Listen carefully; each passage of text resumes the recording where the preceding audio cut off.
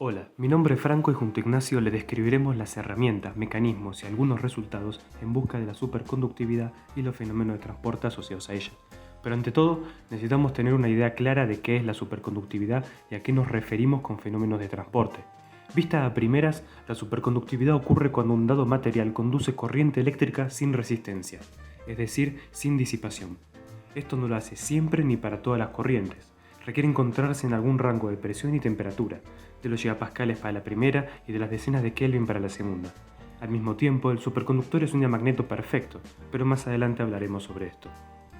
El fenómeno en sí lleva más de un siglo descubierto. Fue el holandés Heike Onnes quien en 1911 observó por primera vez una caída abrupta, digamos discontinua, en la resistencia de una muestra de mercurio.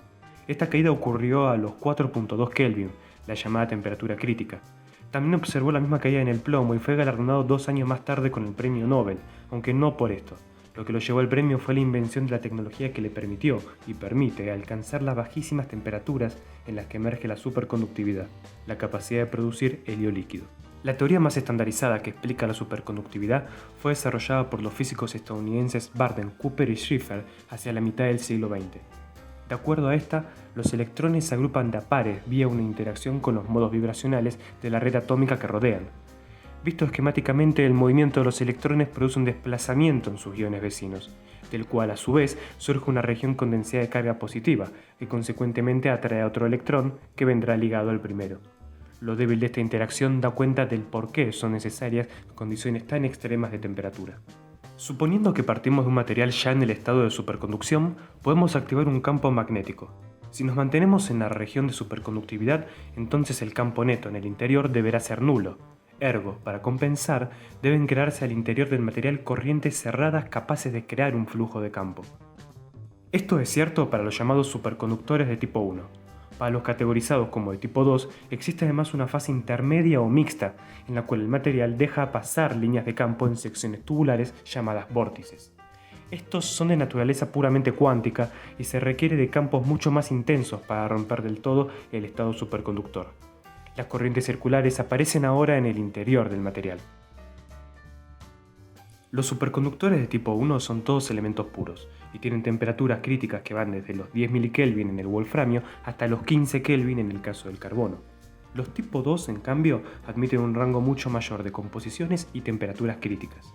En esta práctica, nosotros estamos utilizando superconductores de alta temperatura crítica. Estos pueden entrar en el estado superconductor hasta en los 125 Kelvin.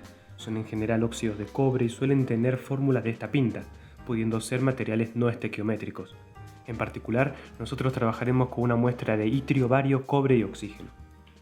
Para poder estimar su resistencia partimos de la lógica usual, medir la caída de potencial dado el paso de una corriente conocida. Usamos una configuración de 8 terminales.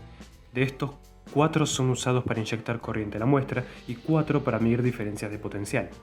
Así, por ejemplo, inyectando corriente por los lados tenemos registradas las caídas arriba y abajo de la superficie del superconductor. En orden de mitigar efectos por el cambio de temperatura, invertimos la dirección de circulación de cada corriente y registramos la tensión como la mitad de la diferencia. El registro de las mediciones de tensión se realizó a través del puerto IEEE 1284 del multímetro. Ya que solo podemos medir e inyectar de una corriente por vez, requerimos de un circuito multiplexor que conmute entre las 8 terminales. La corriente entregada la podemos elegir entre 0.1, 1 y 5 mA. Con valores mayores corremos el riesgo de entregar mucha energía al sistema. Todo esto desde ya que sería poco interesante si trabajáramos con el sistema a temperatura ambiente. Para llegar a la temperatura crítica del superconductor y aún más allá hasta los 10 Kelvin, usamos un criogenerador. Este requiere primero que la cámara donde se ubica la muestra y sus conexiones esté a un vacío del orden de 30 militorr, algo así como 40 microatmósferas, al cual se llega con una única bomba mecánica. El criogenador consiste en una bomba que constantemente inyecta y renueva helio de una cavidad unida al sistema. Esta parte del montaje corresponde a la fuente fría y tan solo encendida se deja funcionando todo lo que dure la medición. El control de la temperatura se hace en cambio regulando la potencia administrada a una fuente caliente. Esta será una resistencia en el interior de la cámara y está ligada a los propios sensores de temperatura. La potencia que entregue se rige a través de un controlador Neosera LTC11. A este se lo puede setear desde la misma computadora en simultáneo con el registro de las tensiones y el control del multiplexor, o se lo puede configurar manualmente. La medición en sí no consiste más que en variar la temperatura del sistema con una rampa que una dos valores en sentido creciente y decreciente, y dejar a la computadora registrar las tensiones.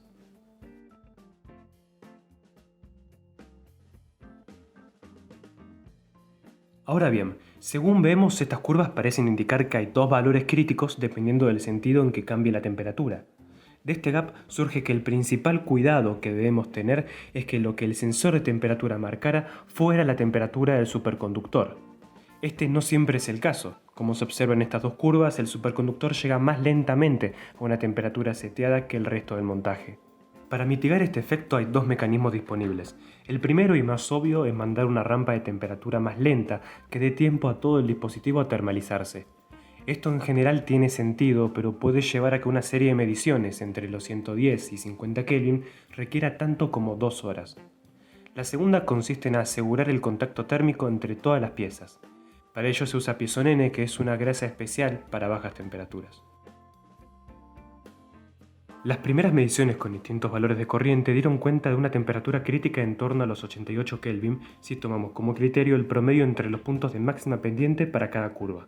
Este valor es consistente para lo que se espera de la muestra, teniendo en cuenta que puede cambiar según la concentración de oxígeno. Una propiedad del litio bario cobre oxígeno es que es anisótropo, es decir, no es igual la resistividad en una dirección que en otra. Si llamamos ρ sub AB a la resistividad en un plano del cristal y ρ sub B a aquella en la dirección perpendicular, entonces podemos hacer uso de una relación que vincula tales valores con las tensiones medidas sobre y bajo la muestra. Para la restante mitad de la práctica tenemos planeado repetir las mediciones con la rampa de temperatura, pero esta vez añadiendo un campo magnético externo de intensidad controlable y dirección normal a la muestra. De las curvas de tensión versus temperatura esperamos ver un cambio en la posición de la caída de resistencia hacia temperaturas menores. Con ello entonces podremos levantar la curva de coexistencia entre el estado normal y mixto dentro del diagrama de fases.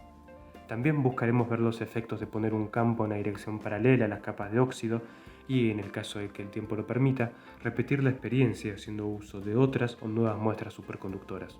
En la descripción de este video pueden encontrar las referencias y material de interés para profundizar en los detalles de estos materiales y la teoría que hay detrás. Estamos abiertos en los comentarios a cualquier duda o sugerencia que se les presente. Gracias por vernos.